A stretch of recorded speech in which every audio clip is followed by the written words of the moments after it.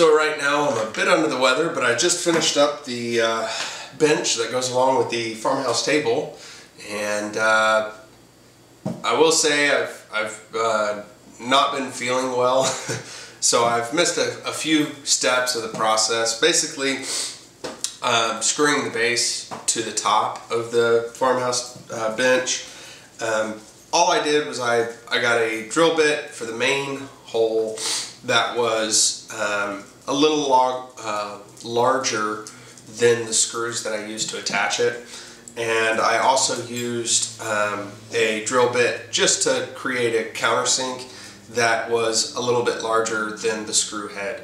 Now the reason for using a drill bit to pre-drill the base is so that there's room in that hole for the screws to expand and for the screws to move as the top expands and contracts.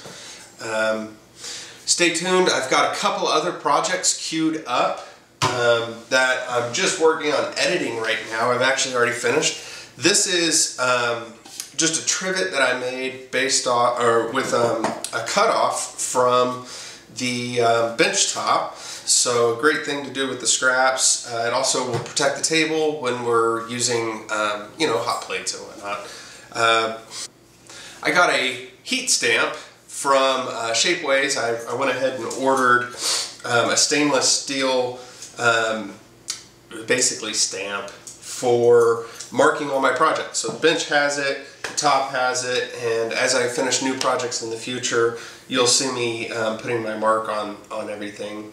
Not that, you know, I think I'm going to be making anything of real value, but it's just a way to distinguish the stuff I make versus the stuff that we buy as we purchase furniture and I make furniture. So thanks for sticking along. I also have a bottle top catcher that I've made that I'm working on finishing up the edit, the videos now. So I've got 2 projects and this one that you're watching now that will be hitting the webpage before long. Thank you so much. Now I just finished the farmhouse table build and I showed how I jointed that top together. I didn't want to repeat myself too much since this project's pretty similar. It's meant to go along with the farmhouse table. So if you're curious about that, check out the farmhouse table build and see how to join these 2 pieces together. Here, I also learned on the table that even though I have a bearing guided bit here, that at the ends I have a tendency to over travel, and to prevent that I went ahead and put an edge guide on, and due to not feeling well I missed the actual part where I cut everything. But you can see here in the next shot that I have a nice long tenon that I can attach my breadboards to.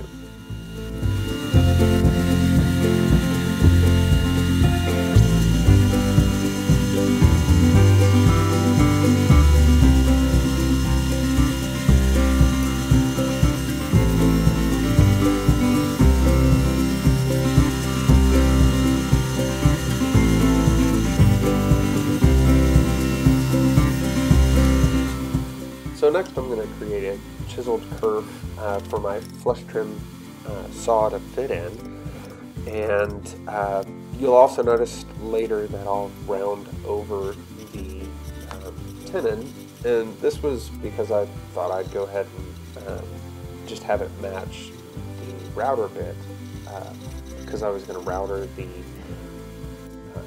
mortise in the breadboards. Turns out I didn't have a router bit that was wide enough to do that in one chunk. I had to do it in 2, so you'll see I end up squaring off the routered end. So that was unnecessary, but good practice. Here I'm cutting the breadboard ends to length. Since I'm using a stop, I make sure to square up on my edges before using the stop to make sure I have consistent results. Here I am mortising the breadboard ends, and now I'm squaring them off like I mentioned earlier.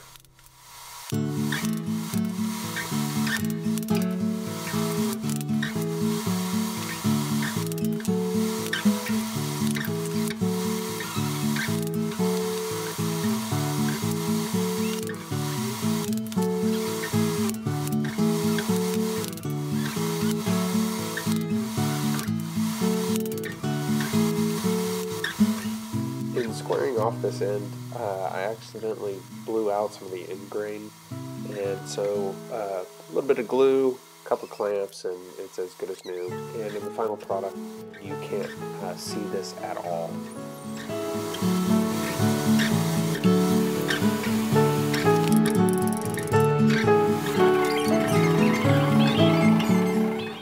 I'm going to use dominoes to reinforce this joinery since people are going to be sitting on these breadboard ends. But I need to account for the mortise and tenon and take off that amount from each of my domino tenons.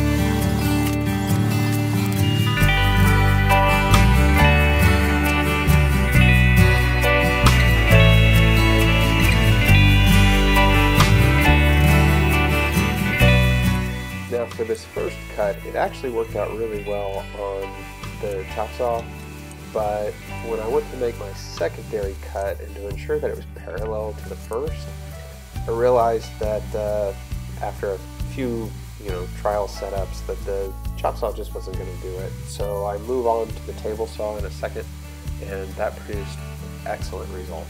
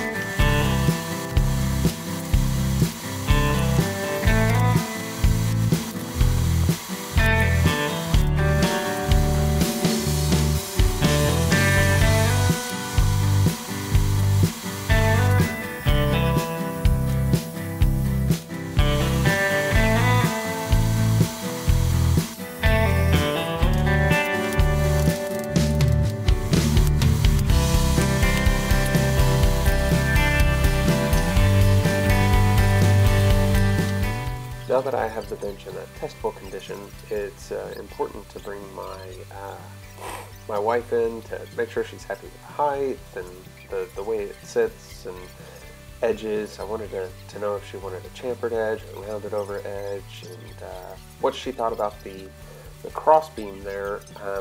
I felt it was a little too thick, so we're talking about different options, and ultimately we decided it's best to go ahead and take it into the house and hold it against or set it with the table and kind of decide from there.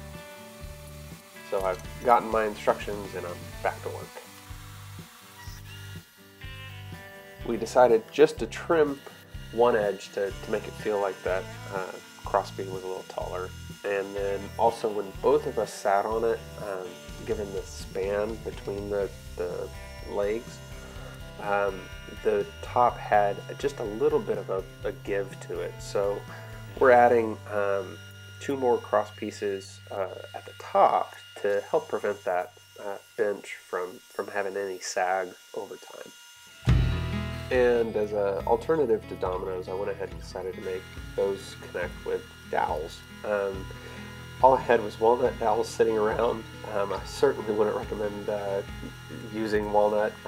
They're cheaper alternatives that are just as effective, like pine or oak. But that's what I had, and so that's what I used. And here I'm just kind of marking out the center. Again, this is just to help keep the top from sagging over time, so this doesn't have to be incredibly precise, but I drilled it out a little more than half the depth to give me a glue well of the dowels, and I didn't do a good job of getting this on camera, but then I drilled in the end grain of the cross supports there.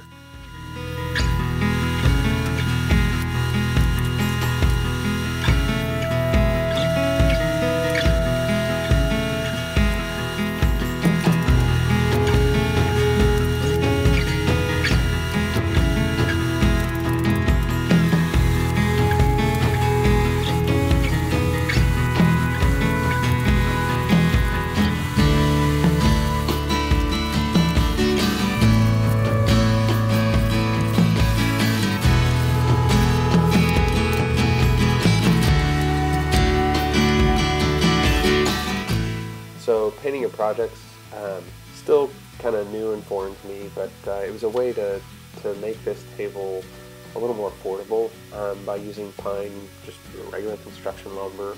For the base, we were able to save a considerable amount over the total project cost, and it achieved the aesthetic that my wife wanted, which was, you know, kind of an old country farmhouse table, and by having the white on the base, it kind of really gave us a nice clean look and contrast to the dark walnut tops.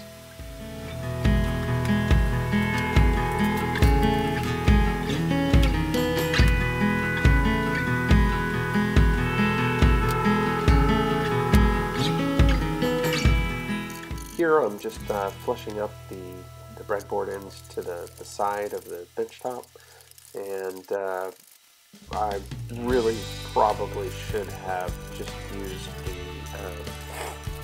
festival track saw here, but I felt like getting a little bit of a workout, and I've probably worked on this for about 10 minutes just for the one edge. So it was fun, but definitely know there are quicker ways than what I'm showing you here.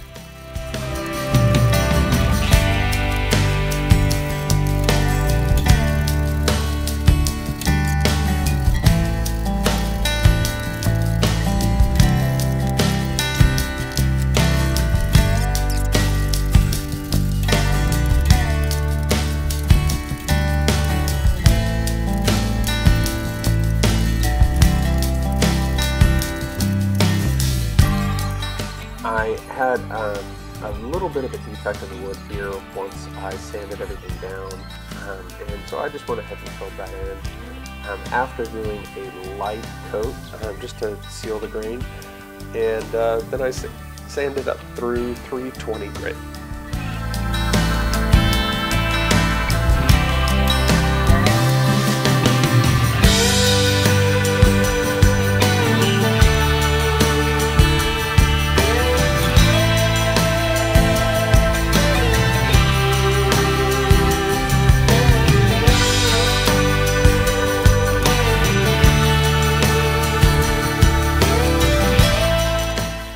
sanding to 320 and wiping the surface down, I used a 3-part mixture, just 1/3, 1/3, 1/3 of mineral spirits, boiled linseed oil, and pure tung oil.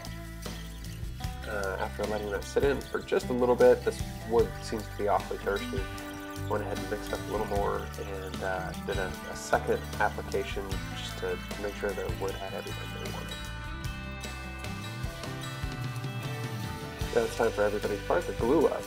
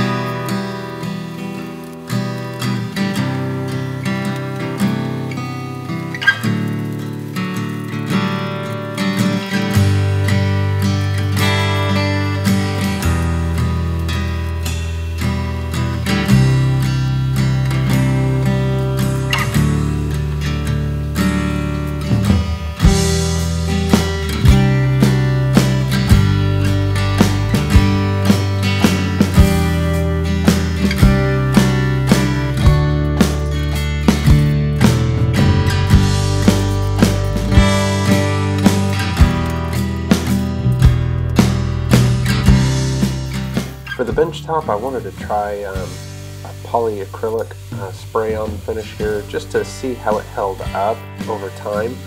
The convenient thing is with this top being under the total capacity of my joiner planer, I can easily strip this finish and try something else if it doesn't work out.